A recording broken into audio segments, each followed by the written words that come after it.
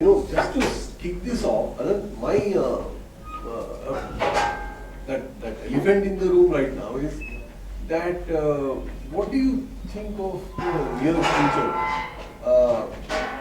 Is there a fear of the flood coming back, or should we laugh like you did, saying? No, flood will of course come back. Yeah. I have no doubt at all about that. Flood will come back. The solutions that we will find are only going to be very much in the pattern of what we have done with most of our crisis, which is that crisis को एक जगह से उठा के दूसरे जगह पे रखते हैं हम, right? We don't deal with the crisis head on. What we do is to displace and dislocate crisis एक जगह से दूसरी जगह को. आपको रुपी वैल्यू में क्राइसिस हुआ तो you turn it into a production crisis. Production में क्राइसिस हो रहा है तो you turn it into a crisis of distribution. And that's what we do. We've been doing this at the global scale, we've been doing this at national scale, we do it at the local scale. So I think given that, as that the main focal point of all I'm saying is that 2020 we had the flood in Al Jubail colony, right? 23 flood will not happen in Al Jubail colony. Yeah, that's the question. It will not happen in Al Jubail colony. But it will happen. It will happen kilometers. exactly half a kilometer away. It will happen. Right? That's why we need to respond. To responding to the question and also to the findings, I think the idea behind the study was also to keep in mind the entire global agenda. Yeah. The global agenda talks about the increasing population in urban areas. And those population urban areas are majorly the rural poor, do not have access to livelihood, have to come to the urban areas and live in a place which are vulnerable to them. Yeah. The second thing is the population of the cities are going to become more. The third point is we are experiencing the climate variations and the rain could be more and we don't have systems which can manage that situation. We are still in the denial mode that everything is happening fine. Whether it's the governance systems, which is not pitching to the needed requirements. Looking at the entire study, I also feel there is a need to look at differently where the preparedness level of these cities has to be a priority. The preparedness is poor. I mean, I work in 5 states. I travel across southern states. The experience that I have with other states is entirely different in terms of technology, in terms of governance, in terms of response. It's much far greater than the Telangana state. It is, if you look at one governance, which I look at it is, all the other 4 states has got a full-time commissioner looking into disaster management. There's a full-time commissioner, the level of an IAS officer, who can take a call and to directly report to the chief minister. But we do not have a full-time commissioner here who could look into the day-to-day affairs and take a decision at a faster rate. But whereas in urban areas like Hyderabad, Bangalore, which you are talking about, are going to experience this flooding, if not for alternatives here, at least maybe once in 2 years or once in 3 years of the magnitude. And we need to be prepared for that. It may be the same locations, it may be vulnerable again, or it may be new locations.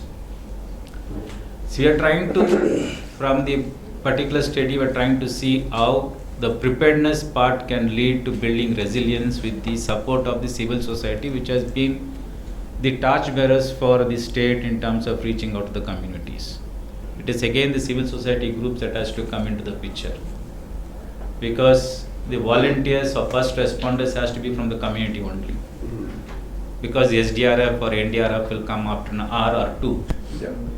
And that is where we need to build that capacity, and the community response becomes very vital, because some of the findings we are saying that women will not come out on their own unless there is a clear permission or clear directions to them.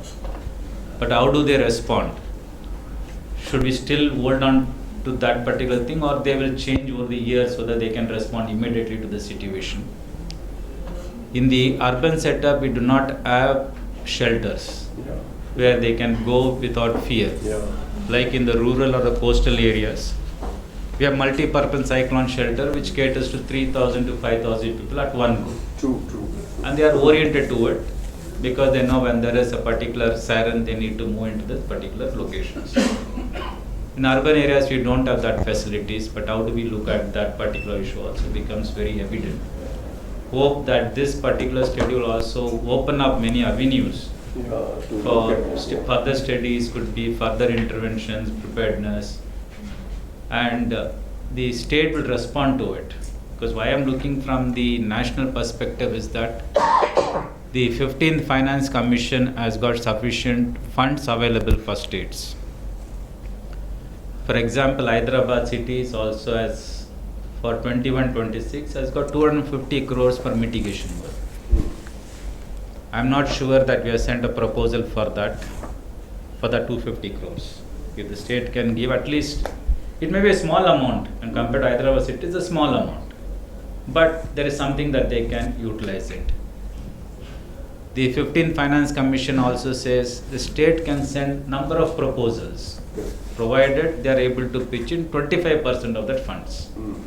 We can send 1,000 crore project, the MHA will approve it, provided you are going to give 250 crores. So this is where there is funds available, and how do we utilize, how do we create the demand for this kind of a proposals? Again, falls on civil society, academic institutions, policy makers, that we need to create that kind of a initiative. I was trying to read Osmania University starting something. I hope that opens also more technologies to come in. As you said, whether WhatsApp we need to send message or voice. In Karnataka, they have a project for 100 villages on a pilot, which sitting from the State Emergency Operating Center, you have to tell by a voice call, saying in next 45 minutes there is going to be a rain. The community in the 2 kilometers radius gets that information through voice. Right. I mean, that is where the technologies are coming in, and we need to promote technologies so that we are able to reduce the problem of the most poorest. I think ultimately that's what we'll try to look at it. Hope that this further studies can also strengthen the works of HAPA and others, so that that network can lead to reduce the situation there. Just to take on from something you said right in the beginning, and Anand, this is a question, this is a intriguing thing, and you are working with 5 of the southern states. Is the fact that we are far more vulnerable to floods in southern India a reflection also of the movement of people, of overpopulation, of migration, or is it because you don't you hear of Madras, Trivandrum, the whole Kerala flood, the Tamil Nadu, Hyderabad, Bangalore. And now Bangalore. Yeah, and this is no southern state, and you don't hear any more of floods in Delhi or Lucknow. Yes, I was sharing the point is Hyderabad having more than 1,000 tanks. So was Bangalore. It's all the Deccan. But as you said, encroachments, new layouts. The recent flood in 2022, recent flood in Bangalore, where the housing costing 4 crores, 5 crores is underwater. A layout where every house cost is 5 crore rupees is underwater. And for the first time in their life, the richest man went begging for food. Correct. That is the situation. So we encroach the layouts, which are water flowing. That path is, you're blocking the path that water has to flow. So whether it is the problem of the governance or the problem of the people who didn't even think when they gave 5 crores, did they ever ask whether it's going to be flooded there? I mean, it is simple logic so that is where the situation is going to be.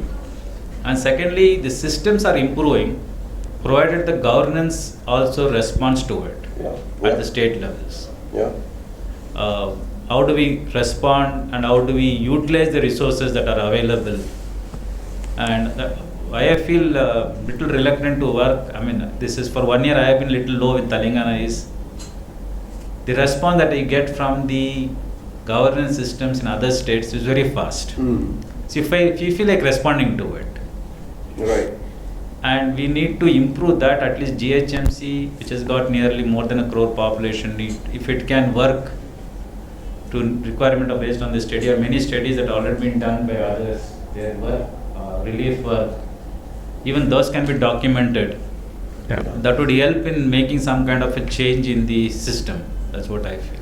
Sure. Yeah, please. We saw 99 floods. The 2000 floods was much more. But this particular floods we saw on camera, not for. Yeah. It's only for recording. Oh, that Okay. is- yeah. You don't check it. It doesn't record. Yeah. I was saying the 99 floods and then the 2000 floods. These recent floods that we have studied was not different. Even in terms of its location, people who are affected, there was a huge difference between the. And I was wondering what it was that caused that. In terms of response, I think it happened in the thick of the COVID and COVID relief. So it became, there were already civil society organizations and volunteers. We had volunteers in 68 slums when the floods happened. About 30 slums were affected. So immediately we could call on people. There were people who were available. There were leaders who were available. So in terms of response, I think that type of response was possible because of the COVID. Yeah. Now, from that, and then said Safa, there were many other examples of excellent response to the COVID itself, but then a lot more in that context of flood. What type of, I don't know if enough documentation of that has been really done. Because COVID helped us to create civil society systems, volunteers and groups, and types of responses that were very creative. Yeah. How much that has been actually documented, because that I think is going to be very important for the future. Yeah. In case now, let's see. So 2 quick responses. The second question is actually about what has been documented and so on. There have been bits and pieces of documentation. At least 2 of those documentation projects are projects that I was supervising. One was about the use of WhatsApp as a tool for organizing, mobilizing and so on. The other one is actually looking at the entire complex of policy, what was being done by different groups, how did so much empathy get generated, right? The key moment in all of this was the sense of empathy, right? Which is very, very unusual, right? And I remember talking to so many people during the COVID work. People would just weep while they are describing what they were doing in the field. So there was one who called me and said that there's this guy who's walked up to me. I offered him food and said, please sit down and eat. And he said, मैं बैठ नहीं सकता हूँ क्योंकि मैं 3 दिन से चल रहा हूँ. My legs have basically frozen. I can only keep walking. I can't sit. Right? And he told me the story and he just broke down. He said, what do I do when I see something like this, right? I can't imagine how else to respond to this. There was one guy who was calling me up from Perkit village in near Armoor, saying that every day I go to the nearest footwear shop, buy lots of babies, children's footwear, come and sit here on the road. I catch hold of kids who are walking on the road and say, please wear something and go. Right? Until you wear something on your feet, I will not let you go. I will sit here, I will weep, I will touch your feet. Jo karna hai karunga, pehan ke jao. Because I can't stand watching so many kids walking on these hot roads. Right? It's like that. But I don't think it was only that, right? There were also a lot of other resources that are being put together, and I think it will take us a long time to understand because it is psychosocial stuff. It's technology. It's not easy to figure out what happened. First thing that struck me in the middle of that, all of this mobilization is that civil societies are never actually known to be very homogeneous and be very friendly towards each other, right? We don't like each other very much. We're friends, we're polite with each other, but we also dislike each other a lot, right? That was the first time I'm seeing that people who disliked each other were together in one place doing one thing. And that I thought was something really, really very, very important for us to keep in mind. What was it that brought all of them together? The earlier question is actually a much more interesting one. This one will take time for us to understand and document and respond to. It's happening. It will keep happening. What is different about this flood? From 1999 and 2000, every year, the Sheikhpet Mandal witnessed a flood. Every year, right? And I kept asking the municipal corporation, ki every time you get an emergency phone call requesting you to send somebody to pump out water, please record the address, because we will at least know where this has happened, right? And it was never done. So we have no database. But we do know from 1999 till 2010, every year in Sheikhpet, on the Bombay highway, there was water. There were many places where they had to take rubber boats, right? Now it doesn't happen. Yeah. That's solved, right? It has moved somewhere else. This is what has been going on. Right now, if you ask me, is there a current moment to this? I think the current moment of flood is actually entirely concentrated in the smaller municipality that has been created around the big municipality, right? Kompelli, Bandlaguda, Mandikonda, all these smaller municipalities, and there's a reason why it would happen there, and it will of course get connected to Al-Jubail colony is inside GHMC, but it is connected to what's happening in Bandlaguda. It's just an extension of Bandlaguda, it is not anything else, right? So what are these municipalities? These छोटे municipalities जो है, these are all places where the local MLA controls what happens in the municipality, and the corporators are all very closely connected to the local MLA. And what is going on in these municipalities is a lot of reworking of local real estate. Right. And that local real estate turbulence will take some time to stabilize. And until that stabilization happens, there is no way you can ever find even a simple solution for flow of water. मैं सोच रहा हूँ कि यहाँ से पानी निकालने के लिए रास्ता बना दूँ. By tomorrow morning, the MLA and the corporator and the engineer have figured out some way of breaching that. And that has to do with the local emerging real estate markets. And I think that's the key thing, that we have a stable GHMC, and around the stable GHMC, you have very unstable, very transient, smaller municipalities. That's the place that we really don't understand very well. It's not even easy to track what is going on there, but I think that if we can find ways of creating local institutional mechanisms for at least documenting what is going on, we should be able to make sure that, because this peri-urban is not a fixed thing. ये खत्म हो जाएंगे, they will become part of GHMC, and उसके आगे exactly the same thing will begin to happen again in 5 years' time. That has been the story of Hyderabad. Basically, the municipality, newly created municipalities, doesn't have a proper monitoring system of They don't. building codes. Yeah. In the GHMC, there is a directorate which looks into enforcing, directorate for enforcement and other things. At these smaller municipalities, you don't have building code is not followed. Yeah. To a large extent, not GHMC follows it. GHMC may follow 50 to 60%. Without actually it's outside this, they don't follow because you don't have a team to look into those aspects. Added to it, the political interference takes off the whole process. So building code was also prepared long time. And the worst thing actually is that, sorry for interrupting, is that in many of these places the cadastral maps have disappeared. जब आपके हाथ में cadastral map नहीं है, right? That is when the problem actually begins. Anand, a few years back, Kerala had massive problem. Oh, huge. Yeah. They also had this problem within the cities also. It was not restricted to the other cities. Mhm. How did they manage? Has any comparative study been done? Did they have some management system They had. before? I mean, he is the best person to talk about all of What that. happened for, especially in Trivandrum floods, they were on the nalas as such. And even the Cochin, they had to bulldoze two huge towers. They use the DM Act into post.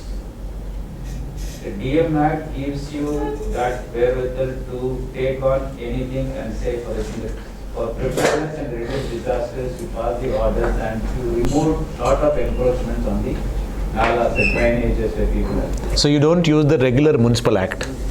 You use the DM Act. In DM Act, you cannot go to the lower court for injunction. You just have to go to High Court only for taking anything. By the time it comes, the administration does the job. So that is there. Provided in case they were to do it later, then you can go for commission and thing. But in order to reduce risk, in order to reduce floods, in order to reduce landsliding, if you think these kind of structures are obstructive, then use the DM Act to remove it. So that's what our system in place. Yeah, you have a system in place. System in place is there. What about the bureaucracy? Bureaucracy- Here we haven't had a cooperative bureaucracy at all. Right. That's We what had knee-jerk reactions during the COVID period, post-COVID, during the flood, post-flood. Has it been any different there? Yeah, for my understanding, as seen is there you have a very strong LSG, local self-government, which takes decision for 60% of the work in the panchayat, in the villages and urban areas. 60% of the government funds are going through the LSGs.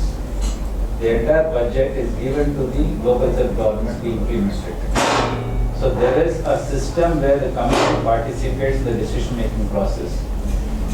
But still there are problems when it comes to floods where they don't have much role of the LSG. But majority development is done through LSG. As a result, you have a system there. And as I said, the SDMA has got a full-time team. They have an 85-member team at the State Emergency Operating Center. And every district has got 2 staff sitting in the DDF in the collector's office. So basically looking into the emergency operating center. 24/7 they are operating. Imagine if a small state of 14 district has got 85 staff sitting in emergency operating center. We do need a proactive government Yes, system. you need, Karnataka has got a system where you have, every district has got a staff, and the SCOC has got only 5 staff, but every district has a staff. Every department has got 2 staff for disaster management, which is approved by the government. So that is where the system functions. Unless you invest in human resources at that level, nobody is going to coordinate, support, mechanisms not be possible. Actually, I think the ward committees are very strong in Kerala. Ward committees are really strong. So here in Hyderabad, even in GHMC, the ward committees are just namesake. So community doesn't participate in the local government at all. Although the system is that corporator is just heading that one ward elected representative, but there should be at least 13 ward members in each corporator's ward. So those ward members should come from different residential welfare associations and all that. But that's not the case. Our ward members are mostly political Party work. party workers. So that's the reason why we are not able to, get community support whenever we have problems like this. If we have these 13, 14 members who are always in contact with the corporator, then, give a feedback about what's happening in the area, and then it is represented, then things will change a lot. This issue came in our discussion earlier. They are saying that the work committees को strengthen किया, so the early warning and other things can be channelized. Correct. I mean, one of the things that we should definitely think about a little bit about is that maybe in very large metropolises like this, where the municipal governance has always been fragmented, maybe it's not necessarily the ward committee, but we do need to create some kind of a Aspect of it. No, I'm just saying that there's one form. Yeah. Like for example, when I look at Bholakpur, right, I'm always surprised by the very complex local community organization. Right, they have 4 different community groups. Right, the Tajiri Anjuman Chirum, then you have 2 markazes, and then you have 1 plastic traders ka Anjuman, and so all these associations and the community organizations, they have enormous reach. एक चीज में आप information डाल दो, it reaches everybody, and I think that we should recognize them for what they are, and we need to have a decent map of those things. Unfortunately, what happens is that because of our fixity with formal solutions and known schematic solutions, we don't look at these as resources. वो जरा We got cheese there, okay? As he rightly said, we don't have a separate commissionerate for disaster management. That is the major thing. I like to share also in October, bang after the floods, they made already zones are there. So now we have 8 zones in Bangalore, and all the 8 zones I got 2 staff each. So they will be reporting to the zonal commissioner and 24/7 SEOC, operating center, emergency operating center. So somebody has to learn from lessons, because they learned this October flood really, all this IT sector people, the biotech people, I think they raised their voice, I think then they started putting things in place. Otherwise, every time get flooded, doesn't make sense. So there's somewhere the learning process, somebody's learned from somebody else, and if this has happened in the past, I need to change. Yeah. If that doesn't happen, then You wanted to say something? Yes, sir. So you gave an account of how the migrants from Bihar were able to mitigate the floods better than the rest of the city. So I wanted to ask about, specific to garbage collectors in our city, how should we be able to help them as well? Because they are the ones who are cleaning the debris. They are the one who is, after the flood goes, they are the ones who are going in. Like you said, of course, training is one of them. But in terms of the civil society organizations, what more can be done? In government, of course, giving them life insurance is something that we can do. But what would be the role of the civil society? What would be the role of civil society in helping people who work in garbage? I mean, it's up for grabs. Any ideas? no, you see, it's a big subject. Solid Yeah, waste management exactly. is very too big a subject. If you have noticed Ghaziabad burning, then the Brahmaputra in Cochin, because you are not able to handle the solid waste management even by the administration. Every day is dumping, because the increase in the solid waste at homes is increasing every day. Like I have one example, children will eat little bit what you put in the stomach, others we have to do it. You try to teach them, they don't learn also. So that is the status here. Maybe how do you handle those garbage centers, like Vizag has set up a plant now. If you have noticed, Vizag set up a plant which actually manages the entire waste management coming from Vizag district. So maybe we need to have such a big plants here also is what is needed to be. I think one of the things that would actually be very interesting, this is just my personal thing, is that municipal solid waste actually does contribute a lot to our flooding problems. That's a simple truth, right? It blocks your drainage everywhere. I mean, Mirala Mandi gets flooded at the slightest amount of rain simply because their drainage is clogged with plastic. That's all that happens there, right? I mean, we have had... Sorry, I'm interrupting you. Hyderabad has one more serious problem because of all these biryani joints and all that. The drainage gets really blocked. All the fat that comes into it. Right. So I think it's really important for us to think about this whole thing together. A unique Right? problem Hyderabad का. You can imagine. Tourism industry करना मेरा Can I Yes. a minute? So Access Foundation was also among the first responders during this whole crisis. Just like Safabat Umar. And some people on the ground, like Azam Bhai was there on the ground, and he was into the water and we all were trying to get some boats and trying to build some boats, and there were rafts getting open in the middle and people again drowning, and they were trying to pull them out again. So there are many things happening. So to start with, if suppose there's a flood now, do we have the boats available anywhere? Or again are we going to start looking for boats to start with, or build boats again with? Actually, if you remember, Maria, at that time we didn't have a single, what we were very careful about was we got in Sohim Sheikh from the start. We got in, he brought in his trained sailors. 2 of them were international sailors. And we took the first few hours in training volunteers from the whole neighborhood. So alhamdulillah, 5 boats of ours that was working. We did not have a single incident where the boat even shifted. More than 1,000 people were rescued in 3 days without a single. No, it was not in particular. Coming back to your point, yes. After that, we've had conversations with Mr. Solishik and his team. And the number of boats we brought them up to 25, not we as such. That organization has done it. And the training of sailors has been tremendous. I think that setup is in place. If something else happens, we are. So not particular their organization, but in general, everybody was trying to go and save people there. They were trying to put in boats together, build boats, rafts, and get in there. And many of the they were just opening, Splitting and opening up. going there, yeah.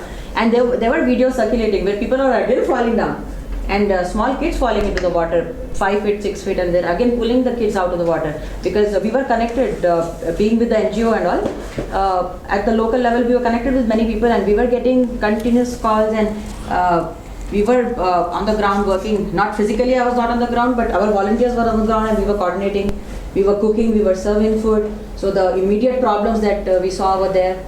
So from little things like diapers, we had big arguments over that also. Okay, why should diapers be provided to them? So there was formula for the kids and food, and there were so many rich people wearing all gold and gold bangles, and they were telling you, take these bangles, but gives us some food right now to eat. And then water getting polluted, and they have all the grains in the house, but again due to the dirty water coming in and all the grains getting polluted, they could not cook for several days. And then like Safa Baitul Mal also did, and like Jamaat people did, many people, they came in to clean up the houses, and then even we started paying people to go and clean up the houses. So that was a very big exercise later, to go and clean up their houses. And then pumping the water out, like you were telling, that is totally impractical, because we also tried that. So many motors were being bought by us. We bought so many motors. We collected a lot of fund that time. I think within 10 days, 50 lakh or something we collected. And yeah, people are very empathetic. So my idea was showing them the ground realities, what was happening there. So I was getting the pictures and videos from everywhere, showing the people that.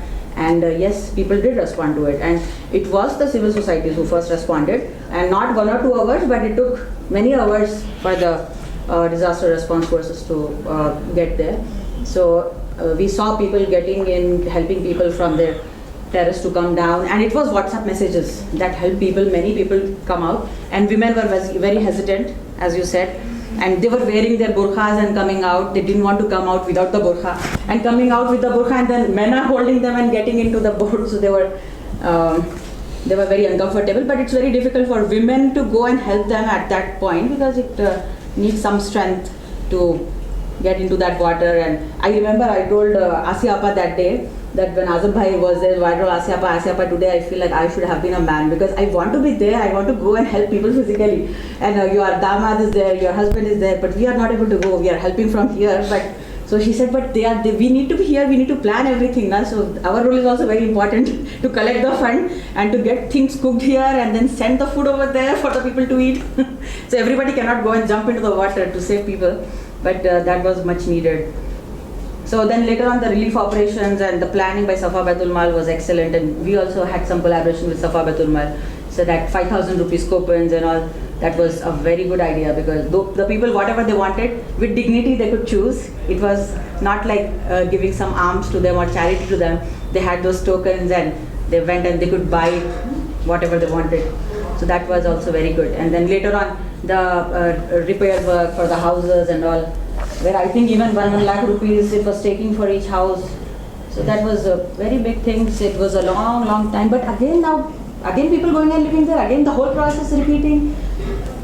Yeah, we need to think about what's going to happen in 23, this monsoon. Yeah. What I'm trying to, I think, trying to conclude. But the thing is, if these groups which have been working from 2020 onwards, I think in Hyderabad you need to have a think tank or a platform which really dialogues on this issue that is happening now, what happened earlier, what's happening now and in the future. Maybe some kind of a platform which will ensure at least technical thinking takes place. Some kind of support mechanisms to administration saying this is where you need to go about it. I think people have worked on this experience, have seen the problems, been continuously working. I think that kind of a platform would help Hyderabad city at least to be on a safer zone. It's not only floods I'm talking about, it could also be fire accidents. In the last 1 year we have seen fire accidents repeatedly happening at a lot of places because we don't have a safety audit being done, electrical safety audit is not being done. So I think that is where we require some kind of a system. I agree. I think we really need to find a way of learning from the experience and translating that into actionable knowledge for the state. Because what we really need to remember is that the state. Wait, like we follow SOPs for any disaster that happens. So any such disasters, we can have an SOP which tells us what you do first. Yeah. You call this number, then you do this, then you do this. I don't know if you. So we build those kind of SOPs, and we also build policy instruments for the state, policy and program instruments, because what you can do cannot be done in the same way by the government, right? They will have to see it in a very different form.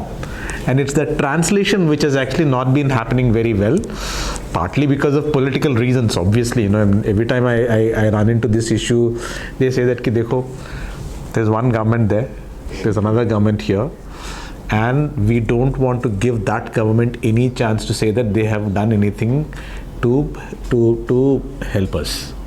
Because they are going to take... We have a hard stop now. Yeah. Just 1 second. You were going to say something, sir? आप कुछ बोल रहे थे? Yes, sir. Actually, we will talk about Hyderabad, right? So, Hyderabad, in sense, is basically divided into two parts. It's time for a start.